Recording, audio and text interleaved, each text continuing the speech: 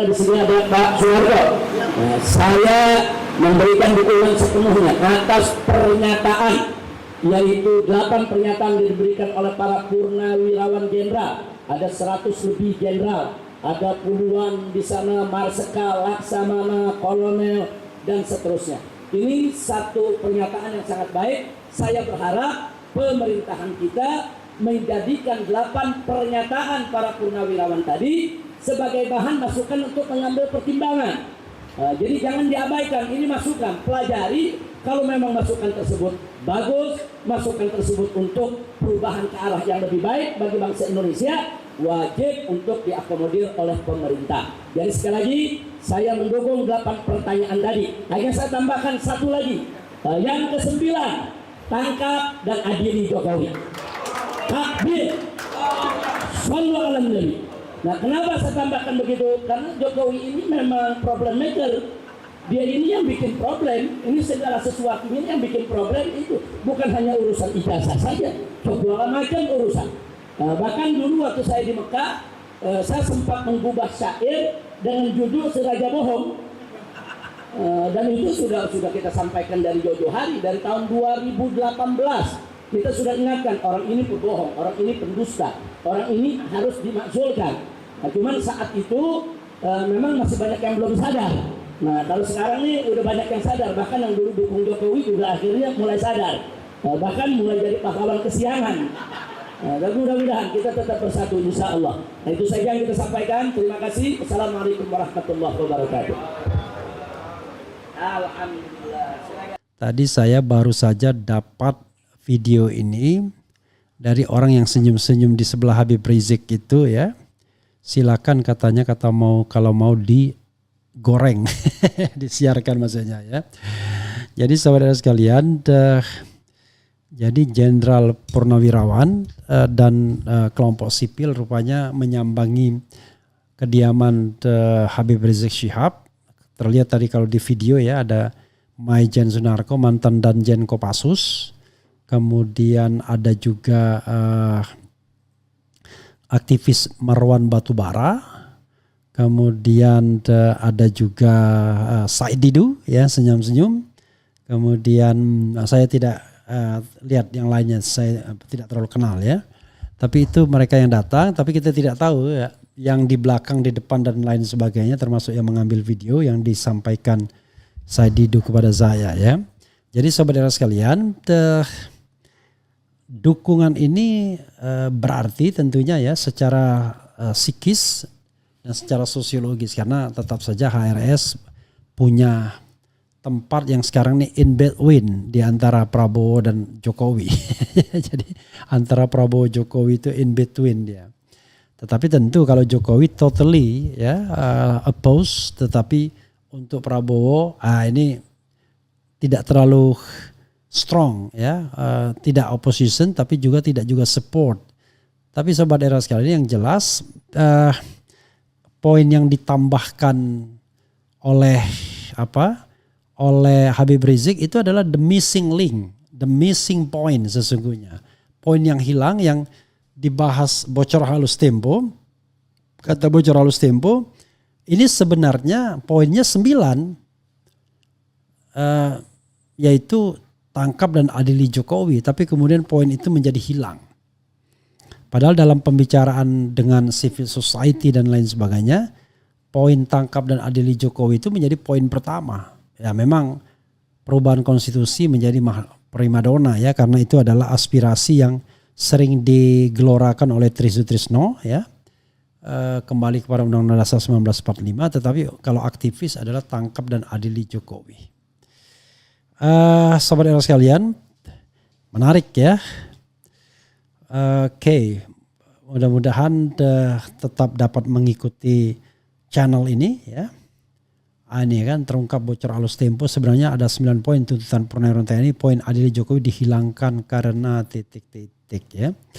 Jadi sobat era sekalian, ini adalah breaking news kita, dan sehari-hari nanti RH Channel itu memang jam 5, pukul 9, kemudian pukul 1, 13, pukul 17, pukul 19, pukul 21 itu. Tetapi kalau ada yang penting sewaktu-waktu saya bisa live break under title breaking news ya, dan ini hal yang penting.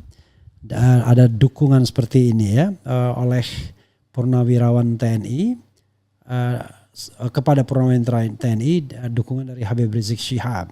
Kalau kita ingat ya 8 tuntutan itu begini, 8 tuntutan itu ya. Satu, kembali kepada Undang-Undang Dasar 1945 sudah pasti itu ya. Kemudian tuntutan kedua itu adalah mendukung Astacita kecuali IKN. Kemudian tuntutan ketiga itu mengenai soal yang terkait dengan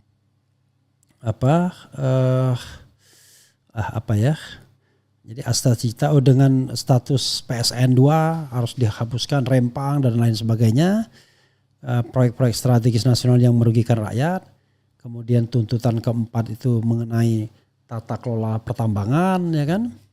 Kemudian tuntutan kelima itu mengenai TKA Cina, ya terbalik mungkin ya. TKA Cina dulu dikembalikan dan kemudian di stop.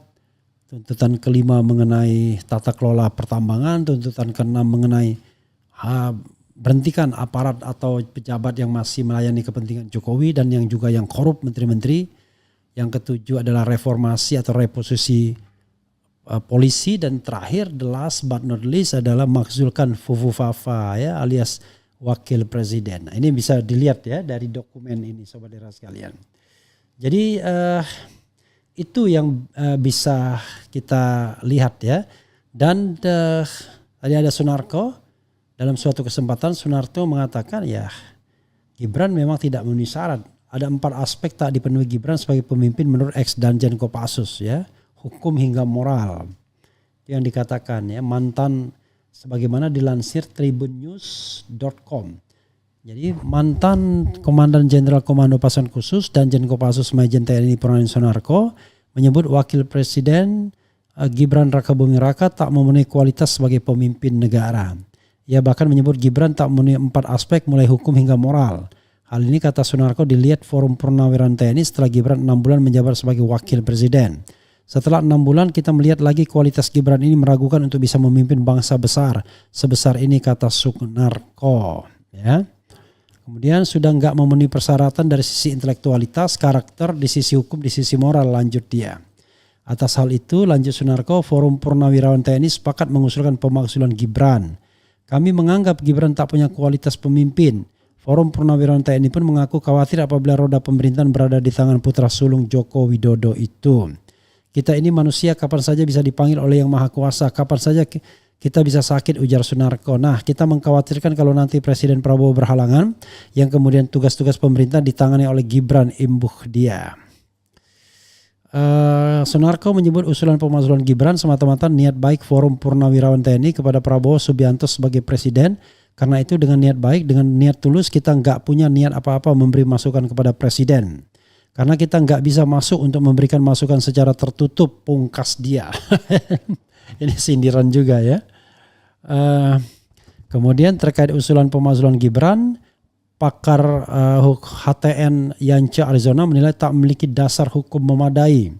Pasalnya setiap proses pemakzulan, kata dia, harus berjalan berdasarkan ketentuan konstitusional dan bukan semata-mata didorong opini atau tekanan publik. Wah, luar biasa ya. Why tekanan publik tidak menjadi ini, justru ini politik ya kan? Gimana ya? Sebenarnya bukan ahli hukum tata negara juga Yance ya, ahli agraria ya. Itu ada angkatan saya di UGM sebenarnya. Jadi dia ngambil sekolah di Leiden mengenai sumber daya alam ya. Argumen-argumennya juga tidak begitu solid secara hukum. Belum tentu ini memang satu proses hukum yang sedang digulirkan, tapi bisa jadi proses politik yang justru menjadikan spotlight pemberitaan media terarah ke Wakil Presiden Gibran. Dikutip dari laman resmi UGM. Aduh, kalau laman resmi UGM ini agak agak berat juga kita ya. Seperti dia katakan ya, tidak memiliki keterkaitan. Kalau kita kaitkan dengan impeachment clauses ya, Itu yang ada di pasal 7, kita tidak melihat mana cantelan yang akan dipakai untuk memberhentikan Gibran sampai hari ini tukas dia. Ini kurang melihat kurang melihat apa yang disampaikan RH ya. Jadi sobat sekalian, sesuatu yang impeachable belum tentu memang bisa di-impeach. Tapi sudah saya katakan, Gibran itu impeachable ya, if seandainya ditemukan fakta-fakta yang sebenarnya sebagian sudah terjelma. Ya, fakta mengenai kong kali kong putusan MK. Kita nggak bicara putusan MK-nya, tapi kong kali kongnya, perbuatan jahatnya dalam kong kali kong itu. Kalau dia terlibat baik langsung maupun tidak langsung, dia atau menerima manfaat kan bisa saja kemudian dipersoalkan. Yang kedua adalah soal yang saya kaitkan dengan fufufafa, perbuatan tercela. Yang ketiga isu-isu tentang drug dan lain sebagainya. Yang keempat isu-isu tentang ijazah yang gak jelas. Yang kelima kemampuan jasmani dan rohani. Jadi itu ya, jangan melihat hal-hal yang argumentasi dari Purnawirawan saja. Karena kalau argumentasi Purnawirawan memang menurut saya tidak bisa tidak bisa dijadikan landasan karena masih mempermasalahkan putusan MK ya, yang katanya bertentangan hukum acara. Kalau putusan MK case close, sudah selesai. Tapi dari awal saya mengatakan pintu atau celah pemaksulan Gibran itu terbuka lebar dalam kasus Fufafa misalnya. Cuma sekarang saya bilang sesuatu yang impeachable belum tentu bisa dilaksanakan, bergantung konstelasi politik. Itu sama seperti Budiono ketika dari awal sudah dianggap terlibat dalam kasus Bank Senturi, kemudian juga Sri Mulyani dan lain sebagainya. Tapi sampai berakhir masa jabatan, ya nggak diapa-apakan juga. Artinya itu bukan tidak bisa di-impeach, tetapi energi politik untuk melakukan impeachment itu tidak kuat. Nah, energi politik itu ya sekarang bergantung kepada Presiden Prabowo. Apakah Presiden Prabowo mau membuka jalan itu karena dia juga pemimpin koalisi. Jangan lupa beberapa media memberitakan tentang keretakan hubungan antara Prabowo dan Gibran. Jadi bukan so far so good ya, baik-baik saja, tetapi memang ada gesekan antara Prabowo dan Gibran Raka Buming Raka, dan terbukti Gibran sekarang tidak banyak diberikan peran, padahal sebagai the second man ya di Indonesia harusnya dia memainkan peran yang jauh lebih banyak dibandingkan seorang menteri karena dia adalah wakil presiden atau vice president. Begitu saudara sekalian ya. Oke, tetapi ya kita hargai orang yang ingin berbeda pendapat. Tetapi saya katakan bahwa kalau mau mencari mengaktifkan klausula impeachment Gibran gampang. Tapi masalahnya keinginan politiknya ada atau enggak gitu. Fufufafa udah jelas 99,9% itu miliknya Gibran Raka Buming Raka, dan di situ adalah hinaan dan lain sebagainya. Tapi bukan perbuatan hinaannya itu, tapi dia tidak mengakui bahwa akun itu miliknya. Kalau di negara seperti Amerika Serikat dan lain sebagainya, yang seperti ini sudah menjadi pembicaraan publik. Karena kan tidak ada yang namanya kriminalisasi terhadap orang-orang yang menyampaikan pendapat, opini, ketemuan, gagasan dan lain sebagainya. Jadi begitu sobat era sekalian ya, nanti kita akan lihat ya bagaimana selanjutnya ini menggelinding ke publik ya. Terus tonton Era Channel ya pada pukul 5, 9, 13, 17, kemudian 19 dan 21. Jadi kita sudah komit untuk muncul selama 6 kali, tetapi kalau ada berita yang breaking news kita akan muncul juga sekali-sekali ya. Wassalamualaikum warahmatullahi wabarakatuh. Keren, cadas.